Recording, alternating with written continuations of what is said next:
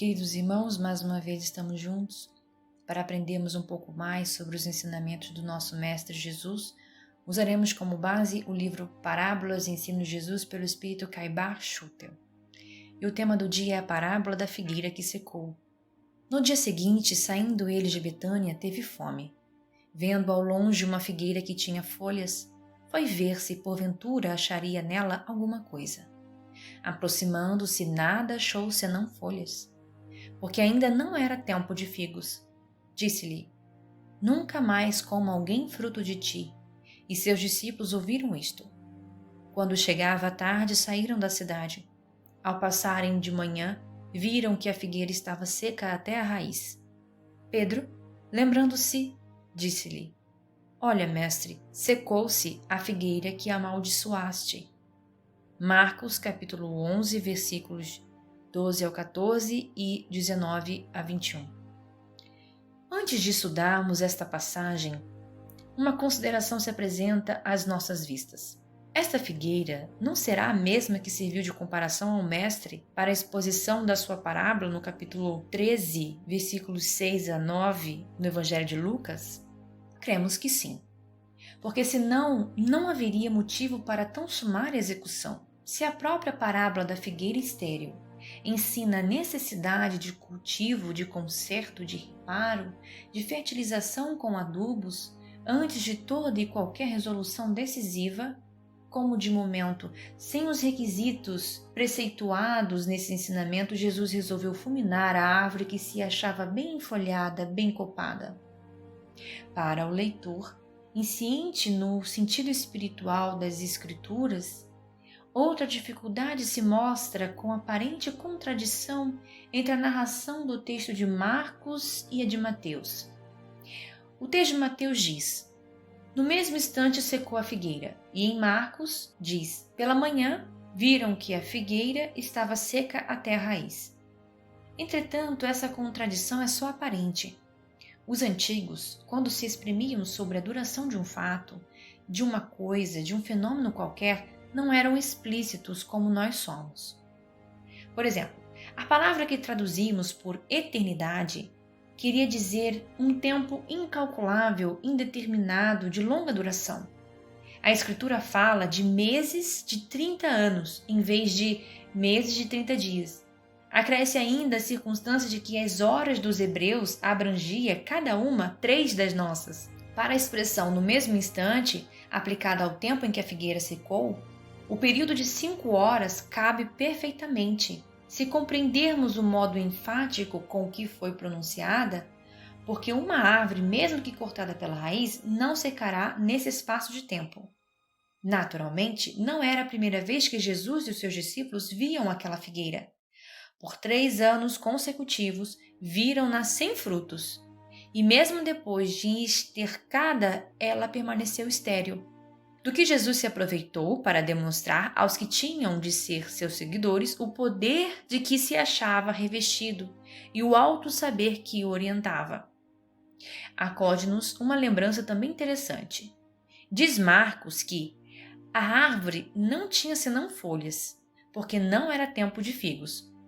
Ora, esta figueira forçosamente devia pertencer ao número daquelas árvores que dão fruto o ano inteiro, tanto mais que a parábola fala de cultivo e de adubo a mesma aplicados. Se considerarmos o clima daquela região, veremos que é perfeitamente admissível a nossa hipótese. A região fria está quase adstrita ao norte, nas montanhas do Líbano, à proporção que se desce para Efraim, Manassés e Judá, a temperatura sobe e aumenta ainda mais para os lados de Saron e nas costas do Mediterrâneo, tocando o grau tropical do Vale do Jordão e do Mar Morto. Por essas bandas é que se deveria encontrar a figueira, por ser mesmo o terreno mais fértil para as plantações. A figueira, aparentemente, estaria bem situada, porque não dava frutos. Adubos não lhe faltaram, cuidados não lhe foram regateados. Por que seria que só lhe vinham tronco, galhos e folhas? Com certeza, aquele circuito onde ela se achava era improdutivo.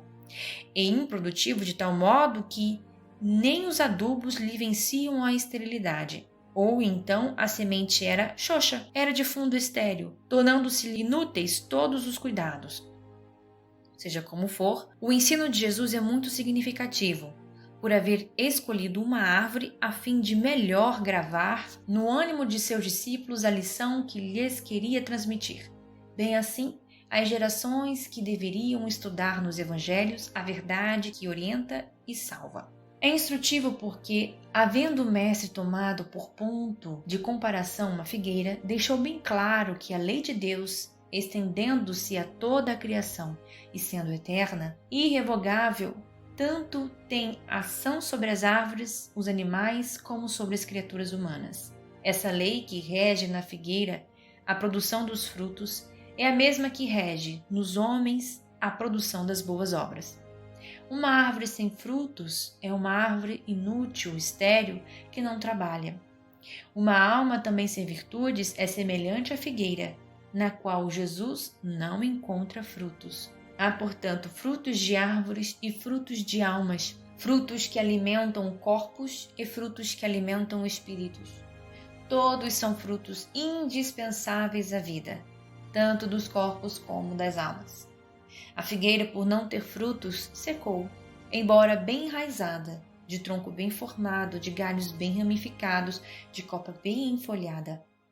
Assim também o espírito, o homem, a mulher e até as crianças, sem bons sentimentos, sem virtudes divinas, sem ações caritativas, generosas, celestiais, estejam, embora vestidos de seda, recamados de brilhantes, reluzentes de ouro, hão de forçosamente sofrer as mesmas consequências ocorridas à figueira que, por não dar frutos, secou ao império da palavra de Jesus. Desta explicação resulta a necessidade de praticarmos sempre boas ações e em nossos corações fazermos provisão dos ensinos celestiais, para que o Verbo de Deus se traduza por generosas ações. Entretanto, a palavra de Deus não é só moral, é também sabedoria. E se analisarmos por essa face a seca da figueira, chegaremos à conclusão de que a palavra de Jesus não era simples palavra, mas também ação. Jesus, durante a sua missão terrestre, foi sempre acompanhado de uma grande falange de espíritos que executavam suas ordens. Quando Jesus disse à figueira, nunca jamais coma alguém fruto de ti, alguns desses espíritos, com o poder que dispunham, fizeram secar a figueira, assim como nós o faríamos aquecendo o seu tronco. O centurião em cuja casa Jesus curou, à distância, um servo que estava paralítico compreendeu bem o poder de Jesus e, por certo, sabia dos auxiliares que com ele agiam quando disse: Eu também tenho soldados às minhas ordens e digo a um, vai ali e ele vai, a outro, vem cá e ele vem, ao meu servo faze isto e ele o faz. Com isso o centurião teria feito ver a Jesus que conhecia o seu poder, a milícia que o acompanhava e os servos prontos a executarem suas ordens. E assim terminamos o estudo de hoje. Que Jesus esteja conosco. Um grande abraço.